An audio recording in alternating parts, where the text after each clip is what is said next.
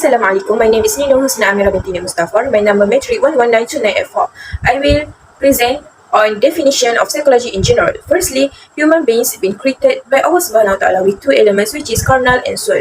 The carnal is the body of physical, which we can see and feel by the five senses. The soul stands with its immortal elements, which cannot be touched by five senses of the human beings. Al-Kindi said the soul is reality, where the body is the place where carnal stands for.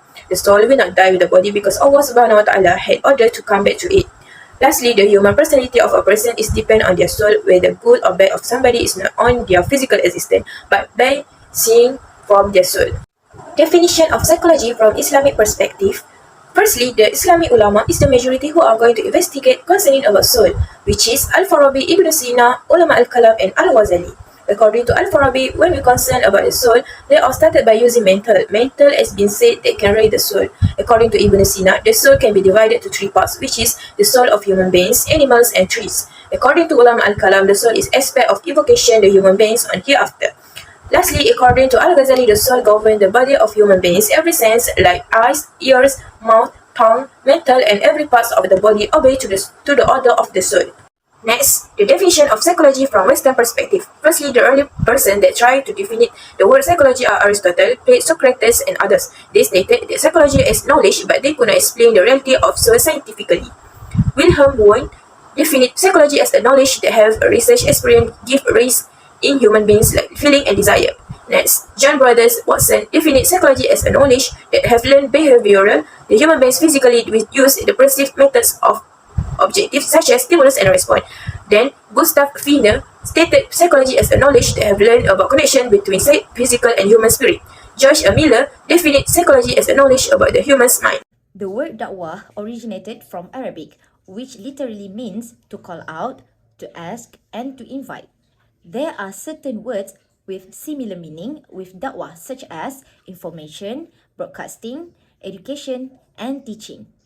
In general, the definition of da'wah is the skills and knowledge on how to convince other people to embrace, agree upon, and implement certain ideology or belief.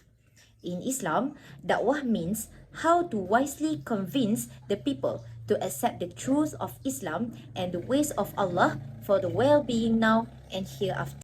The word Islam means submission, surrender, or resignation to the will of Allah Almighty, and the root meaning of Islam is to enter into peace. A Muslim is who submits himself to the will of Allah and man, and complete resignation to the will of Allah alone in thoughts, words, beliefs, and deeds. According to Al-Quran, Surah Al-Baqarah, verse 112, أعوذ بالله من الشيطان الرجيم بلى من أسلم وجهه لله وهو محسن فله أجره عند ربه ولا خوف عليهم ولا هم يحزنون means not whoever submit himself completely to Allah and he does good, he will be rewarded with his Lord, and there is no fear of them and they do not grieve. Next, for the obligations of da'wah, Allah had ordered the Muslim Ummah to spread the message of Islam through da'wah activities to continue the work of Rasulullah sallallahu alaihi wasallam. Those who involve themselves in da'wah activities are actually continuing the work of Rasulullah sallallahu alaihi wasallam, who had been carrying the task for 30 years. Allah Subhanahu wa Ta'ala had carefully trained Rasulullah sallallahu alaihi wasallam before giving him the go ahead to spread the teaching of Islam and convey his messages. So, with the obligations to da'wah for Allah Subhanahu wa Ta'ala, we must also realize that we must also fulfill our responsibility to carefully follow the ways set by Rasulullah sallallahu alaihi wasallam. Allah also ordered humankind to call upon others to follow the path of Islam, which is not something new and unknown. Islam is Deen al-Fitrah, a religion suite for the law of the universe and humankind, the ultimate way of life. In short, through this path they can obtain salvation and paradise.